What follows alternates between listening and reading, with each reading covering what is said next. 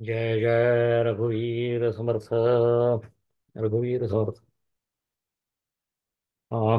एक मागच्या रविवारी आपण भेटू शकलो नाही.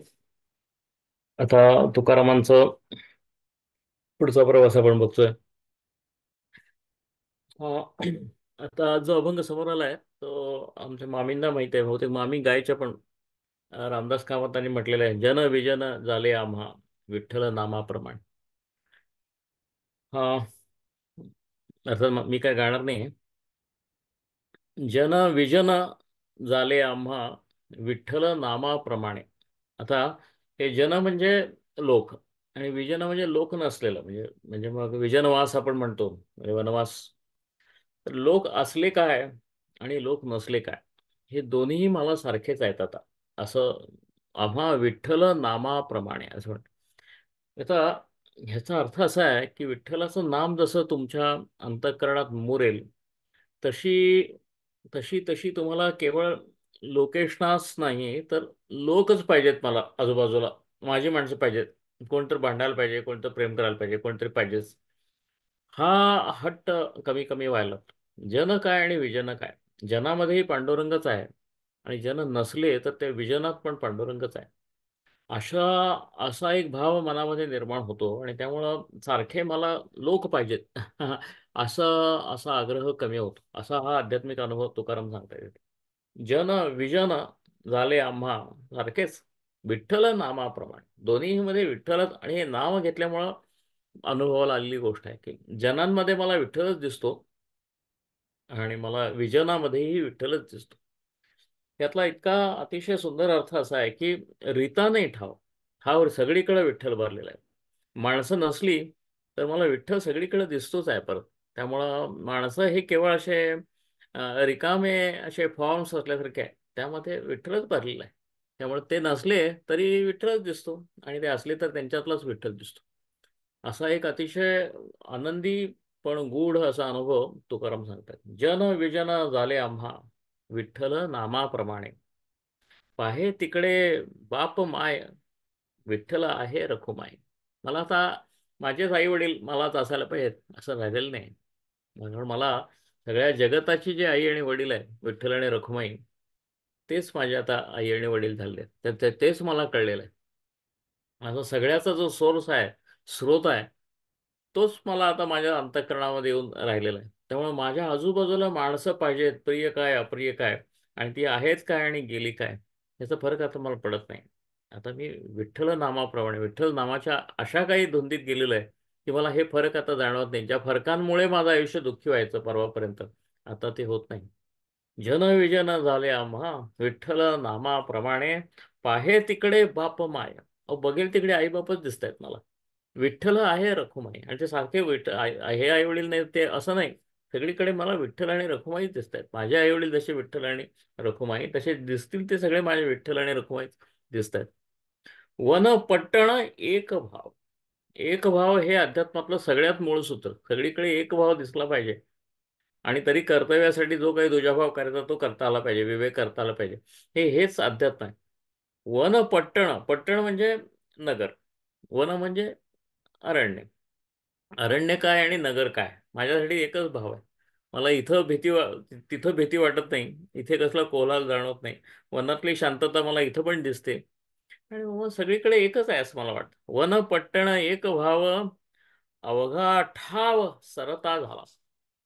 अवघा ठाव सरता झाला, याला इतका फार विशेष अर्थ असा आहे की जिथं आहे पण आहे असं मला वाटतं, ते सरलं. म्हणजे मला मला असं वाटतं की कशाने तरी भरून गेलेलं आहे अंतराळ, मॅटरनं भरून गेलेलं आहे. उदाहरणार्थ माणसांनी भरून गेलेलं आहे मॅटर. ते काहीच नाही आहे. मला मला ते ते शून्य झाल्यासारखं आहे. पण शून्य शून्यापाशी थांबलेलं नाही. भक्तिपंथातली ज्ञानाची जाणीव शून्यापाशी थांबत नाही. हा फार महत्त्वाचा संदेश आहे. तो काय पंडितांसारखा आणि आचार्यांसारखा देत नाहीत संत, कारण त्यांच्या त्या जाणीवेत आलेला असतो. तर तुम्हाला थोडी टर्मिनॉलॉजी आहे ना, शब्द कळतात, तर तुम्हाला ते डिकोड करून त्याचा घ्यायला लागतो. अवघा ठाव सरता झाला. जे काय जिथं जिथं काही म्हणून भरलेलं होतं, लोकांनी भरलेलं असेल, पदार्थांनी भरलेलं असेल, वस्तूंनी भरलेलं असेल, ते रित झालं. पण ते रिते पण माझ्या वाट्याला आलेलं नाही आहे आता, की त्या ठिकाणी पांडुरंग भरलेला आहे असं मला मला जाणवलेलं आहे. ही भक्ती संप्रदायाची फार मोठी खूण आहे की रिकामं काहीच नाही, कोंदाटले चौकडे, हे ब्रह्म कोंदाटलेलं आहे. तर आम्ही म्हणतो विठ्ठलानंच कोंदाटून गेलेलं आहे. कोंडवलेकरांच्या भाषेत रामानं कोंदाटून टाकलेलं आहे सगळं. असं अशी श्रद्धा तुकाराम देतात, अशी श्रद्धा वारकरी संप्रदायात येतात.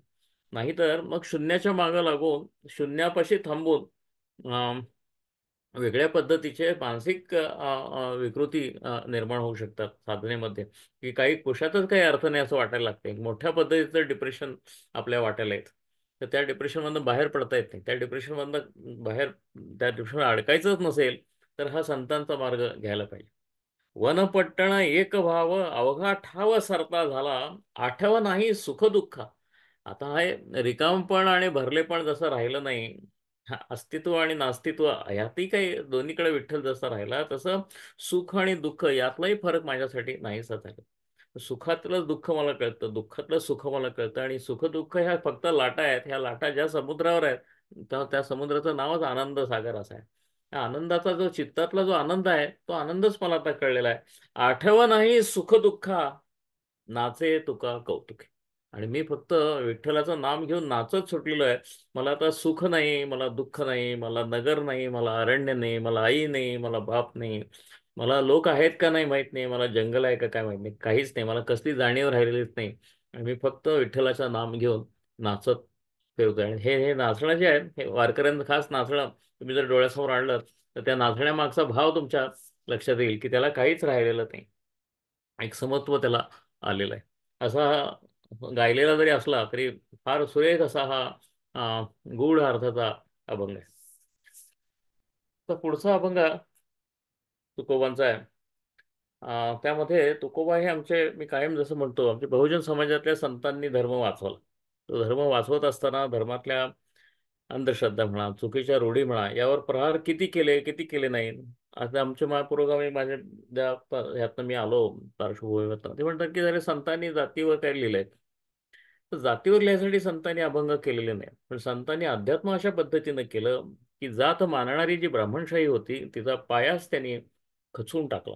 आणि हे त्यांचं मोठं काम आहे हे कळायला, कारण ते विठ्ठलाच्या नावावर झालेलं आहे, ते ते वारकऱ्यांच्या नावावर झालेलं आहे. तर त्यामुळे हे आता आमच्या कम्युनिस्ट लोकांना हे कळणंच शक्य नाही, विठ्ठलाच्या नावावर समता कशी काय येऊ शकते. तर ती आणलेली आहे. आणि जातीचा निषेध वेळोवेळी त्यांनी केला, ज्ञानेश्वरांपासून त्यांनी केलं की ते जातीकुळ नाही प्रमाण, असं भक्तिपंथातच सांगितलेलं आहे. बाकी अद्वैताचं तत्वज्ञान सांगितलेल्या सगळ्या शंकराचार्यांच्या मठांनी जात पाळलीच. त्यांनी दानवी पाळली, जात पाळली. त्यांच्या आचार्यांच्या मठाच्या बाहेर असलेल्या सुद्धा चांडाळांकडं आणि महारांकडं करुणेनं कधी बघितलेलं नाही, करुणेचा स्पर्शच आचार्यांना झाला नाही. कारण सगळे मायाच आहे ना. जग अवघे ब्रह्म हीच जर त्यांची आहे, तरी काय ते म्हणले महार पण माया आहे. आणि काय ते अत्याचार करणारे सगळे सगळे मायाच आहे म्हणले, जातीभेदच माया आहे. तर आम्ही काय करायचं, आम्ही काय करायचं म्हणजे मग पुरणपोळ्या खायच्या मठात बसून, बाकी काय करायचं नाही. यांचा समाजाशी संपर्कच आला नाही. समाजाशी संपर्क येऊन त्या समाजावर करुणाचा वर्षाव करत भक्तिभाव कसा जोपासायचा आणि अध्यात्म कसं करायचं, ह्याची संथा आम्हाला संतांनी दिली. आणि त्या त्या पायावर विवेकानंदांनी वगैरे सगळं पुढे रचलेलं आहे. हे समाजापासून फटकून राहणारा अध्यात्मच नाही आहे. आणि त्याचवेळी समाजाच्या गुणदोषांवर जाता जाता बोट ठेवतील, कारण अध्यात्म महत्वाचं आहे. हे काय समाज सुधारणा करायला आली नाही, पण यांच्याच माळेमध्ये जे फुले पुढत मागच्या शतकामध्ये 19व्या शतकामध्ये आले, त्यांनी पण अभंग केले. त्यांनी विठ्ठलाला निर्मिक असं म्हणलं. आणि त्या निर्मिकाचं नाव घेऊन त्यांनी जे काही प्रहार केले ते काही कोणाला सहन होणारे नाही. पण आता हे तुकाराम आहे ते त्यापूर्वीचे आहे. ब्राह्मणशाही अस्तित्वात आहे. अहो, या तुकारामावर ब्राह्मणांनी दिवाणी खटले करून त्यांना फार वाटोळ केलेलं आहे. हा हा ब्राह्मणांची बरोबरी करतो म्हणून. अशी जशी सुलतानशाहीची ब्राह्मणांना भीती वाटते, ब्राह्मणशाहीचं काय, ह्या ब्राह्मणशाहीचं जात सहन करताना लिहिलेले अभंग आहेत. ते मी आता तुम्हाला वाचून दाखवणार आहे. तुकारामाचं धाडस बघा काय. महारासी शिवे, महाराला शिवतो, महाराचा स्पर्श होतो. महारासी शिवे कोपे ब्राह्मणत्व नव्हे. महाराचा जाता जाता स्पर्श झाला. हा हा. आणि कोपला एकदम, अरे महारा म्हणला, तुला कळत नाही का, माझ्या अंगावर तुझी सावली पडली, माझा स्पर्श झाला, माझं हे झालं, वेटाळ झाला, आणि मला आता आंघोळ करायला लागेल, असा म्हणून जो क्रोध करतो, हा क्रोध करतो तो ब्राह्मण नव्हे. असं सरळ सरळ हे सांगण्याचं धाडस तुकारामाने दाखवलं. म्हणून तर नंबाजी गोसावींसारखे क्षुल्लक ब्राह्मण होते, पण त्यांनी भयंकर त्रास दिला तुकारामांना. महारासी शिवे कोपे ब्राह्मण तो नव्हे, ते म्हणले तो ब्राह्मण नव्हे. अशा पद्धतीने सांगण्याचं धाडस तुकारामांनी केलं. तर या प्रायश्चित्त काही आणि आता मग प्रायश्चित्ताची भाषा ब्राह्मणांच्याकडूनच घेतली आहे तुकारामांनी. त्यामुळे असा ब्राह्मण नाही म्हणजे हा जो क्रोधाला शिवतो. तर महाराला शिवणं सोडून द्यावं म्हणजे वरवरच आहे, ते तुमचं काय असेल ते तुम्ही बघा. पण महाराच्या निमित्तानं क्रोधाचा स्पर्श ज्याला झाला, तो ब्राह्मण अंतरातून विटाळला. त्याचं काय करणार? बाहेर आंघोळ्या 50 करून, संध्या करून, गंगास्नान करून होईल शुद्धी शरीराची. ते तुमचं तुम्ही बघून घ्या. तुमचं ब्राह्मण नाहीतरी शरीराचंच आहे. माझं ब्राह्मण्य मनाचं आणि अंतराचं आहे. विठ्ठलाला जे चित्त दिलं ते सोहळं झालं असं मी म्हणतो. विठ्ठलापासून लांब गेलं ते ओवळं झालं असं मी म्हणतो. असं म्हणणारे तुकाराम आहेत, हे लक्षात घ्या. हे फार फार पुढचे असे पुरोगामी लोक आहेत. तया प्रायश्चित्त काही देह त्याग करिता नाही. महाराचा स्पर्श झाला तर आंघोळीनं शुद्ध व्हाल हो म्हणाले. पण क्रोधाचा स्पर्श झाला तर देह त्याग केला तरी सुद्धा तो क्रोध तुमच्या बरोबरच जाणार. म्हणजे त्याला काय देह त्याग करून सुद्धा उपयोग नाही. ओ ब्राह्मणानो, तुम्ही जरा जरा भानावर या, तुमचा क्रोध तरी वाचवा, असं सांगायचं धड असतो घरामध्ये केलं. ना तळे चांडाळ, चांडाळाचा स्पर्श घेत नाहीत आणि क्रोधाचा मात्र अंतरात विटाळ घेतात. त्याचा अंतरी विटाळ. चांडाळ ही वृत्ती आहे. ह्या वृत्तीचा जर तुमच्या चित्ताला स्पर्श झाला तर तुम्ही ब्राह्मण होत नाही, तुम्ही चांडाळच होता. शूद्र ही एक वृत्ती आहे. त्या वृत्तीचा जर स्पर्श तुम्हाला झाला तर तुम्ही शूद्रापेक्षाही शूद्र होणार. तुमचं चित्त विटाळणार. तुम्ही कसले ब्राह्मण म्हणवताय? तुम्हाला तुम्हाला कसलंही काही प्रायश्चित्त सुद्धा घेता येणार नाही, असं त्यांनी सांगितलं. त्यामुळे तुमचं चित्त कसं आहे, तुमच्या चित्तावर तुमची जात मी ठरवेन, असं सांगायचं धडस संतांनी केलं, नामदेवांनी केलं, ज्ञानदेवांनी केलं, नाथांनी केलं आणि तुकोबांनी पण केलं. आणि या सगळ्यांना त्या त्या काळातल्या ब्राह्मणांनी भरपूर त्रास दिलेला आहे. आपल्या पूर्वजांनी फर्स्ट क्लास त्यांना त्रास दिलेला आहे. पण आपण नंतर मात्र बरोबर मंबाजी काय आमचा नाही, आम्ही रामेश्वर आमचं म्हणजे आपलं त्यातलं तो आनंद आहे म्हणजे. अतिशय त्रास प्रस्थापित ब्राह्मणांनी सर्व संतांना दिला. ज्ञानेश्वरांपासून, ज्ञानेश्वरांना नमस्कार केले ब्राह्मणांनी, पण नाव ज्ञानेश्वरांची मुंज काही केली नाही. पैठणच्या ब्राह्मणाने ज्ञानेश्वरांची आणि भावनांची मुंज केली नाही. त्यामुळे ते त्या अर्थानं ब्राह्मण झालेच नाहीत. ज्ञानेश्वर कुठले ब्राह्मण? ब्राह्मण मात्र ज्ञानेश्वरांचं नाव आता ठेवतात. ज्ञानेश्वर नाव असतं ब्राह्मणांच्या मध्ये. ब्राह्मणांच्यात कुठलंही नामदेव नाव तुम्हाला कधी दिसणार नाही, तुकाराम नाव कधीही दिसणार नाही. ज्ञानेश्वर आमचे. अहो ते आमचे म्हणजे काय? आमच्या बापजारीने त्यांची मुंज सुद्धा करू दिली नाही. मुंज न झालेली ही मुलं आहेत. आणि ह्यांनी पाया घातला आमच्या वारकरी पंथाचा, म्हणून त्यांना माऊली म्हणतो आम्ही सगळेजण. आम्ही आणि ज्ञानेश्वरांना ब्राह्मण ठरवून आणि नामदेवांना असं करणारे जे लोक आहेत त्यांना वारकरी परस्पर उत्तर देतात, अरे त्याची मुंज सुद्धा झाली नाही, तुमच्या बापजादींनी केली नाही, ते पोरं कोणाचीच नाही रे, त्याला जातच नाही म्हणले. ती चांडाळापेक्षाही ही अशी माणसं आहेत, ती आमची पोरं आहेत. तुमच्या वर्णव्यवस्थेत त्यांना स्थानच नाही, तुम्ही मुंज सुद्धा केली नाही. मुंज न झालेला ब्राह्मण कसला, द्विज कसला म्हणले. ही पोरं सगळ्या जगाची आहेत म्हणजे, ही माऊली आहे जगाची, असं सांगणार असा असा सामान्य वारकरी शहाण्यासारखा बोलतो. आणि आम्ही मात्र ज्ञानेश्वर कुलकर्णी, तुकाराम कुलकर्णी नाव कधी दिसणार नाही तुम्हाला. नामदेव कुलकर्णी नाव शक्यच नाही. मला मुलगी झाली, तिचं नाव जनाबाई ठेवायचं मी ठरवलं, मला प्रचंड विरोध झाला. म्हणले भांडे भांडेचं नाव ठेवताय का काय म्हणले. म्हणजे त्यामुळे जनाबाईचं आम्हाला कौतुक आहे, पण आम्ही ते, हा विटाळ आमच्या मनामध्येच आहे, हा ब्राह्मण कॉन्शियसनेसच आहे, त्याला बदलायला पाहिजे. त्याच्या चित्तशुद्धीसाठी आपल्याला तुकाराम 1000 वेळा वाचायला लागेल, एकनाथ वाचायला लागते. नातळे चांडाळ त्याचा अंतरी विटाळ, ज्याचा असंग चित्ती तुका म्हणे तो त्या याते. तुमचं चित्त कसं आहे ह्यावरच तुमची जात ठरेल.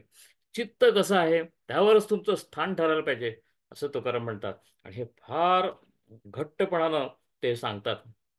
एवढं सांगितलेलं आहे. विष्णुबुवा जोगांसारखा पारंपरिक अर्थ काढणारे आहेत, तर त्यांनी ते महाराष्ट्र सेवे क्रोधे ब्राह्मण तो नव्हे एवढी स्पष्ट ओळ असताना अर्थ देताना म्हणलंय, क्रोधरूपी महाराज जो स्पर्श करतो तो ब्राह्मण नव्हे, असं म्हणलेलं आहे. असं असं नाही आहे. तुकाराम स्पष्ट म्हणलंय, महाराला शिवल्यानंतर जो चिडतो आणि संतापतो तो ब्राह्मण नाही, असं त्यांनी म्हटलेलं आहे. पण बरोबर आमचे ब्राह्मण टीकाकार जे आहे ते बरोबर त्यातनं वाटा काढत, अहो तसं नाही तसं नाही असं म्हणून वारकऱ्यांमध्ये सुद्धा ब्राह्मणीपणा बरोबर घुसलेला आहे. पण तो आपण नंतर बोलू. अगदी मूळ धारा जी आहे ती आमच्या बहुजन समाजातल्या संतांनी दिलेली आणि त्यांच्या ब्राह्मण शिष्याने संपादित केलेली अशी समतेची आहे, जातीयवादाचा पूर्ण निषेध करणारी अशी ही धारा आहे. आता पुढे काय म्हणतात हा पुढचा अभंग. आणि हाही अतिशय प्रसिद्ध असा सुविचार आहे तुकारामांचा. तुकारामाने मराठी भाषाच घडवली असं मी म्हणतो कायम. तर तुम्हाला हा हे अगदी पहिली वेळ ओळ वाचल्या वाचल्या तुम्हाला वाटेल की अरे वा, हे तुकाराम का.